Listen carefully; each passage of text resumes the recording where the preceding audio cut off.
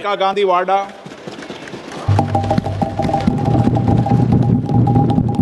अध्यक्ष महोदय जी, आपने आज मुझे इस चर्चा में भाग लेने का मौका दिया, इसके लिए मैं आपको धन्यवाद देती हूँ। आज जिस विषय पे हम चर्चा कर रहे हैं वह केवल एक विषय नहीं है, भारत की आत्मा का एक हिस्सा है। हमारा राष्ट्रगीत उस भावना का प्रतीक है जिसने सोए हुए, गुलामी में सोए हुए भारत के लोगों को जगाया, जिसने उन्हें हिम्मत दी कि ब्रिटिश साम्राज्य के सामने खड़े होकर वह सत्य और अहिंसा के नैतिक हथियारों के साथ सामना कर पाए। आज ये चर्चा एक भावना के ऊपर है और जब हम वंदे मातरम का नाम लेते हैं तो वही भावना हमारे दिल में उजागर होती है। जब हम वंदे मातरम का नाम लेते हैं तो हमें उस पूरे इतिहास की याद आती है जो स्वतंत्रता संग्राम का इतिहास था, उसकी पीड़ा, उसका संघर्ष, उसका साहस, उसकी नैतिकता, उसका जो बल था कि ब्रिटिश साम्राज्य उसके सामने झुका। अध्यक्ष महोदय, वंदे मातरम उस आधुनिक राष्ट्रवाद की अभिव्यक्ति है जिसने भारत के लोगों को एक राजनीतिक और नैतिक आकांक्षा से जोड़ा, जिसने भारत के लोगों को एक साझा नियति के उत्तराधिकारी, एक साझा भविष्य के निर्माता के रूप में देखा। लेकिन आज की यह बहस मुझे कुछ अजीब सी लग रही है। जैसे मैंने कहा, यह गीत देश की आत्मा का हिस्सा बन चुका है। 150 सालों से देशवासियों के दिलों में यह गीत बस चुका है।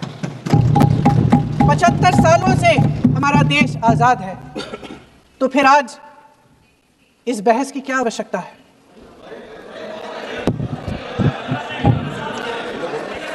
हमारा यहां मकसद क्या है? जनता से हमें दिया गया दायित्व, जनता का विश्वास, उनके प्रति हमारी जिम्मेदारी, हम किस तरह से इसका इस्तेमाल कर रहे हैं, हमें ये सोचना चाहिए।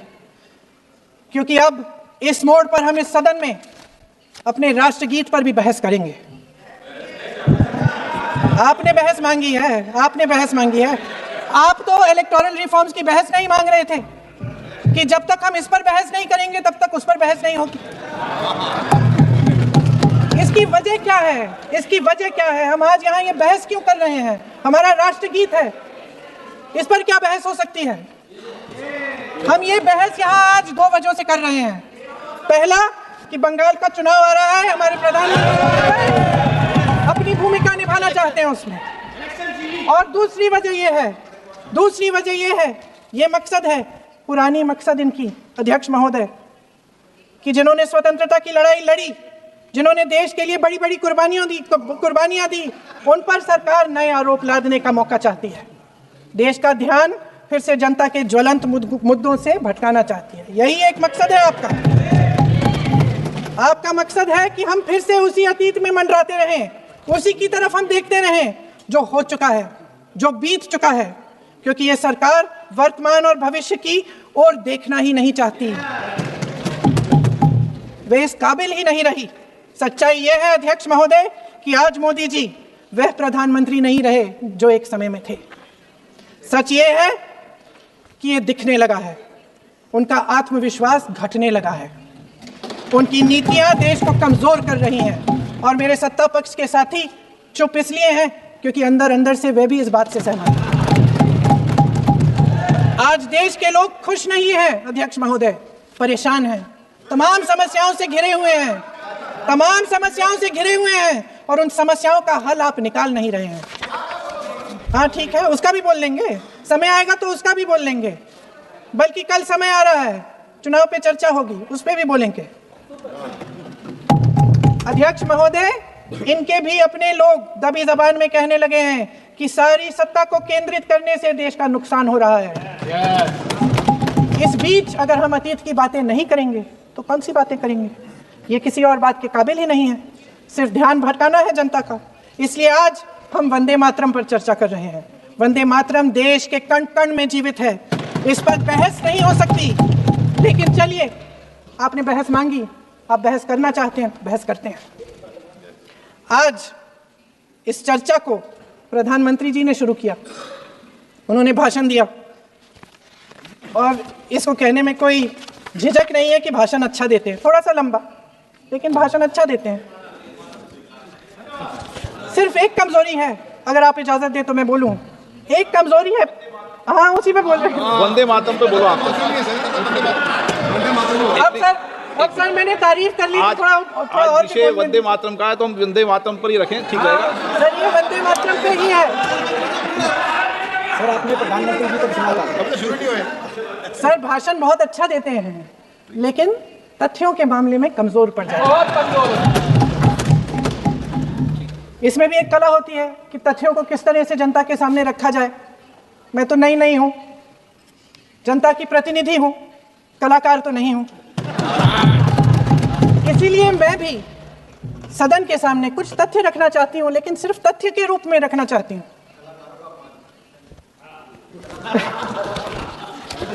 मैं उदाहरण दे देती हूँ। सर मांग रहे हैं सर वंदे मातरम के बारे में, वंदे मातरम की जो सालगिरह पे आपने एक बड़ा कार्यक्रम आयोजित किया था, उसमें प्रधानमंत्री जी ने भाषण दिया। उसमें उन्होंने कहा कि 1896 में पहली बार गुरुदेव रविंद्रनाथ टैगोर ने ये गीत एक अधिवेशन में गाया। उन्होंने ये नहीं बताया कि कौन सा अधिवेशन था। महासभा, हिंदू महासभा का अधिवेशन था, आरएसएस का अधिवेशन था। किस बात से कतरा रहे थे कि ये कांग्रेस का अधिवेशन था। और उदाहरण दूं कि मैं अपना भाषण जारी रखूं। दे रही हूं। जो वंदे मातरम की जो क्रोनोलॉजी है वो भी आप समझिए, जो असली क्रोनोलॉजी है। 1875 में महाकवि बंकिम चंद्र चट्टोपाध्याय ने इस गीत के पहले दो अंतरे लिखे, जो आज हमारे राष्ट्रगीत घोषित हुए हैं, मतलब जो घोषित हुए थे और जिसको हम आज अपना राष्ट्रगीत कहलाते हैं। ये पहले दो अंतरे लिखे 1882 में। 7 साल बाद उनका एक उपन्यास प्रकाशित हुआ, आनंद मठ। उस उपन्यास में यही कविता उन्होंने प्रकाशित की, लेकिन इसमें 4 अंतरे जोड़ दिए। 1896 में कांग्रेस के अधिवेशन में गुरुदेव रविंद्रनाथ टैगोर ने पहली बार ये गीत गाया। 1905 में बंगाल के विभाजन के खिलाफ आंदोलन के समय वंदे मातरम जनता की एकता की गुहार बनकर गली गली से उठा। गुरुदेव रविंद्रनाथ टैगोर जैसे महान स्वतंत्रता सेनानी इस गीत को खुद गाते हुए बंगाल की सड़कों पर उतरे। विद्यार्थियों से लेकर किसानों तक, व्यापारियों से लेकर वकीलों तक, हर कोई ये गीत गाने लगा। इस गीत की शक्ति को समझिए।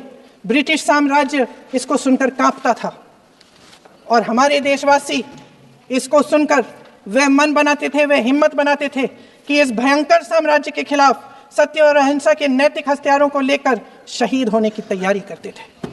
ये गीत मातृभूमि के लिए मर मिटने की भावना को जगाता है। इस गीत की शक्ति ये है, इस गीत का हमारे देश से जुड़ाव ये है। लेकिन 1930 के दशक में हमारे देश में जब सांप्रदायिक राजनीति उभरी, तब ये गीत विवादित होने लगा। 1937 में, अब ये मैं दूसरा उदाहरण देने वाली हूँ क्योंकि प्रधानमंत्री जी ने अपने भाषण में इसका उल्लेख किया और गलत किया, इसीलिए मैं इसके जो सच्चे जो तथ्य हैं वो आपके सामने रख रही हूँ। 1937 में नेताजी सुभाष चंद्र बोस कांग्रेस का अधिवेशन कलकत्ता में होने जा रहा था, उसका आयोजन कर रहे थे।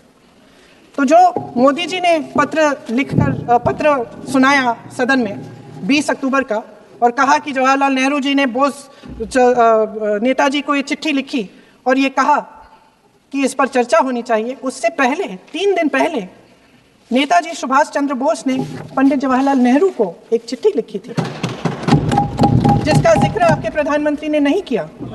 और इस चिट्ठी में सुन लीजिएगा,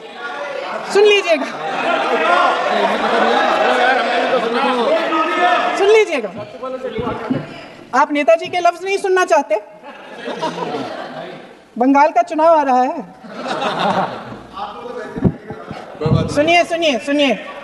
सुनिए। हाँ, कोई बात नहीं, हम तो देश के लिए हैं। हम देश के लिए हैं, आप चुनाव के लिए हैं, हम देश के लिए हैं। हम जितने भी चुनाव हारे, हम यहाँ बैठे रहेंगे और आपसे लड़ते रहेंगे और आपकी विचारधारा से लड़ते रहेंगे। अपने इस देश के लिए, अपनी इस मिट्टी के लिए लड़ते रहेंगे। आप हमें रोक नहीं सकते। सुन लीजिए सुभाष चंद्र बोस जी ने क्या कहा, सुन लीजिए। My dear Jawahar, reference Vande Mataram. We shall have a talk in Calcutta and also discuss the question in the working committee if you bring it up there. I have written to Dr. Tagore to discuss this matter with you when you visit Santiniketan. Please do not forget to have a talk with him when you visit Santiniketan. ये 17 अक्टूबर को लिखी जाती है। 10 अक्टूबर को नेहरू जी इसका जवाब देते हैं और आपके और 20 अक्टूबर को, हाँ ठीक है, 20 अक्टूबर को नेहरू जी इसका जवाब देते हैं। इस जवाब की एक पंक्ति प्रधानमंत्री जी ने सुनाई, बाकी पंक्तियां क्यों नहीं सुनाई? क्योंकि उनमें नेहरू जी क्या कह रहे हैं? There is no doubt that the present outcry against Vande Mataram is to a large extent a manufactured one by the communalists. Whatever we do, we cannot pander to communalists' feelings, but to meet real grievances where they exist. I have decided now to reach Calcutta on the 25th morning. This will give me time to see Dr. Tagore as well as other friends. समझ रहे हैं आप? प्रधान चुप है तो समझ ही गए होंगे। फिर क्या होता है? फिर नेहरू जी कलकत्ता जाते हैं और गुरुदेव जी से मिलते हैं और उसके अगले दिन गुरुदेव जी एक चिट्ठी लिखते हैं जिसमें वो लिखते हैं, अंग्रेजी में चिट्ठी है, उसका एक अंश मैं आपको हिंदी में बता देती हूँ, जिसमें गुरुदेव जी कहते हैं कि जो 2 अंतरे हमेशा गाए जाते थे उनका महत्व इतना गहरा था कि उस हिस्से को कविता के शेष हिस्से तथा पुस्तक के उन अंशों से अलग करने में उन्हें कोई कठिनाई नहीं थी। उन्होंने ये कहा कि स्वतंत्रता संग्राम में हमेशा से वही 2 अंतरे ही गाए जाते थे और उनको गाते हुए कुर्बानी देने वाले सैकड़ों शहीदों के सम्मान के लिए उन्हें ऐसे ही गाना उचित रहेगा। उन्होंने यह भी कहा कि बाद में जोड़े गए अंतरों का सांप्रदायिक मायना निकाला जा सकता है और उस समय के माहौल में उनका इस्तेमाल अनुचित होगा। इसके बाद 28 अक्टूबर 1937 में कांग्रेस की कार्य समिति ने अपने प्रस्ताव में वंदे मातरम को राष्ट्रगीत घोषित किया। उन्हीं दो अंतरों को कार्य समिति की बैठक में महात्मा गांधी जी, नेताजी सुभाष चंद्र बोस, पंडित नेहरू, आचार्य नरेंद्र देव जी, सरदार पटेल जी, गुरुदेव रविंद्रनाथ टैगोर जी सब मौजूद थे। इस प्रस्ताव के ये सभी महापुरुष इस प्रस्ताव से सहमत थे। आगे क्या होता है ये भी सुना लूं। भारत की आजादी के बाद जब इसी गीत के इन्हीं 2 अंतरों को 1950 में डॉक्टर राजेंद्र प्रसाद जी ने संविधान समिति में भारत का राष्ट्रगीत घोषित किया, तब लगभग यही महापुरुष मौजूद थे। इनके साथ साथ B.R. अम्बेडकर जी भी सभा में थे और इनके साथ साथ मेरे सत्ता पक्ष के साथियों के नेता श्री श्यामा प्रसाद मुखर्जी भी मौजूद थे। वही 2 अंतरे राष्ट्रगीत घोषित किए, किसी ने कोई आपत्ति जारी नहीं की, कोई आपत्ति नहीं जताई। वैसे इन तथ्यों के साथ जुड़ा एक और तथ्य भी है जो मैं यहाँ पे आपके सामने रखना चाहती हूँ। आज हम अपने राष्ट्रगीत पर बहस कर रहे हैं, लेकिन हमारा राष्ट्रगान भी एक कविता का एक अंश ही है, एक लंबी कविता का एक अंश है। और इन दोनों राष्ट्रगीत और राष्ट्रगान के अंश को चुनने में सबसे बड़ी भूमिका गुरुदेव रविंद्रनाथ टैगोर की थी। वंदे मातरम के इस स्वरूप पर सवाल उठाना, जिसे संविधान सभा ने स्वीकार किया, न सिर्फ उन महापुरुषों का अपमान करना है जिन्होंने अपने महान विवेक से ये निर्णय लिया, मगर एक संविधान विरोधी मंशा को भी उजागर करता है।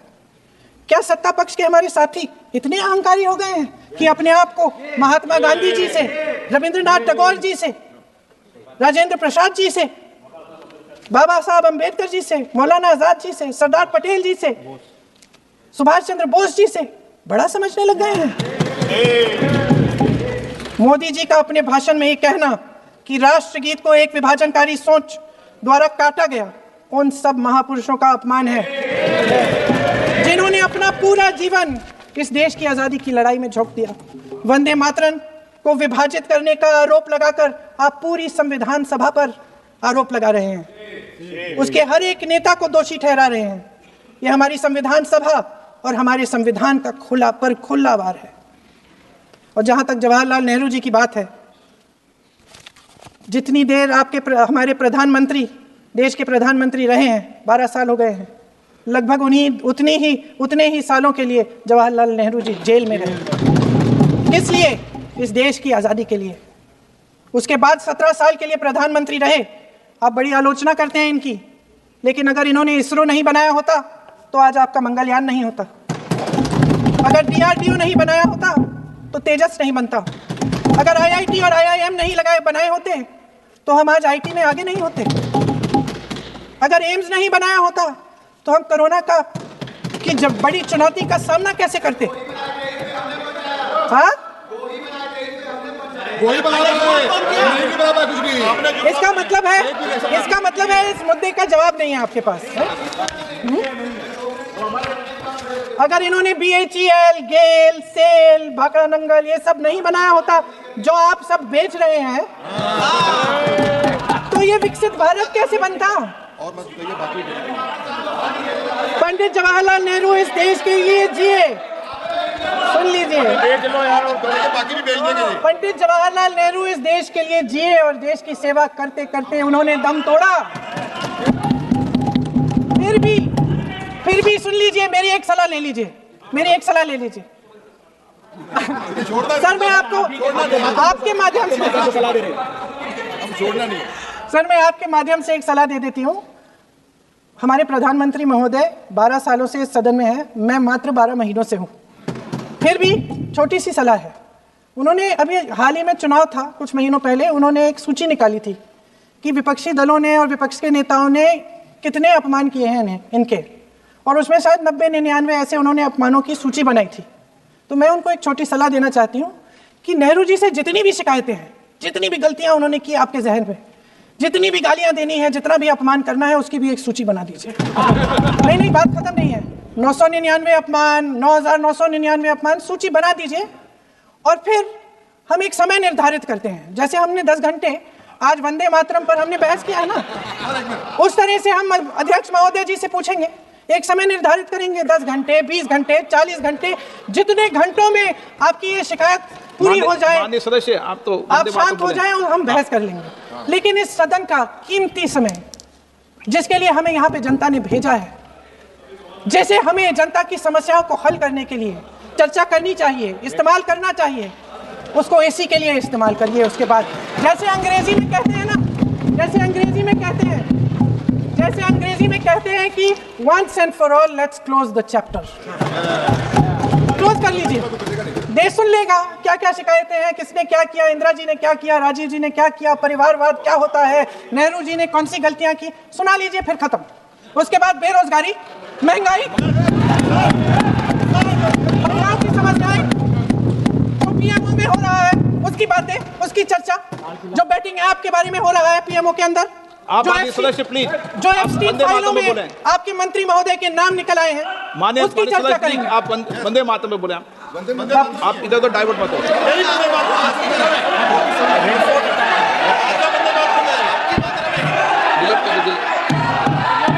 क्या हो गया? आप एक मिनट, हाँ क्या हो गया? अंत में चिड़ी गए।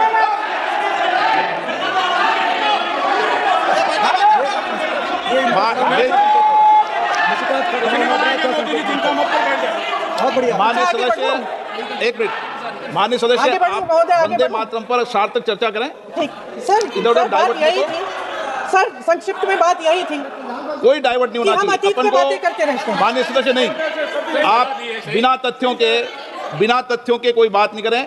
आप वंदे मातरम तो बोले उचित रहेगा।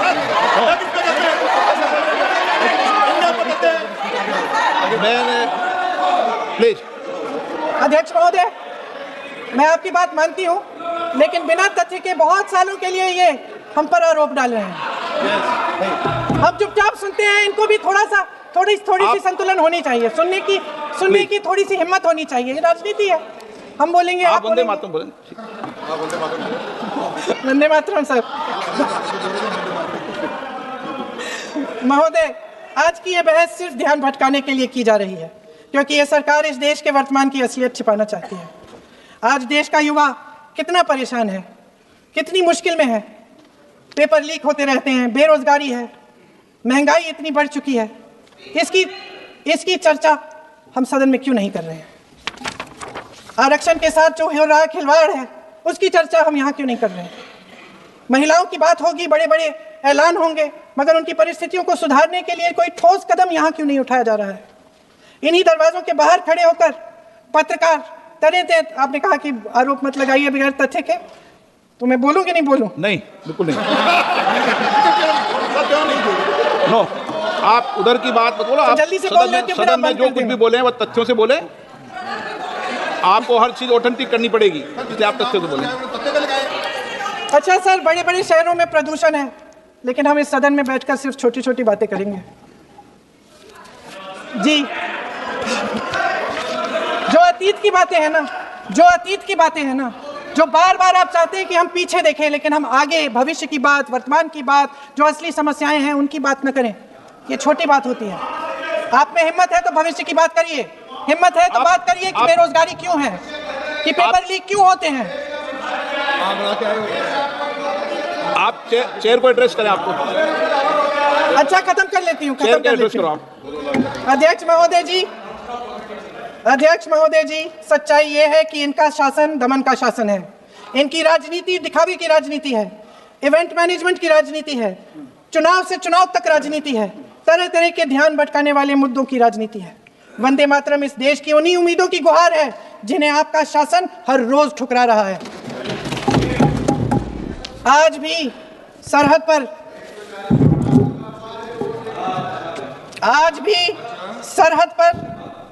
सरहद पर जवान जब दुश्मन का सामना करता है तो उसकी छाती में वंदे मातरम गूंजता है। आज भी जब हमारा खिलाड़ी अंतर्राष्ट्रीय खेलों में जाता है तो उसके दिल की धड़कन में वंदे मातरम होता है।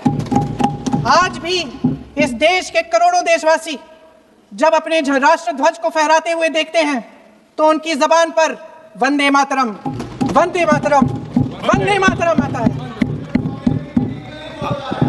कांग्रेस के हर एक अधिवेशन में 1905 से लेकर आज तक सामूहिक तौर पर वंदे मातरम गाया जाता है। आपके अधिवेशनों में गाया जाता है कि नहीं?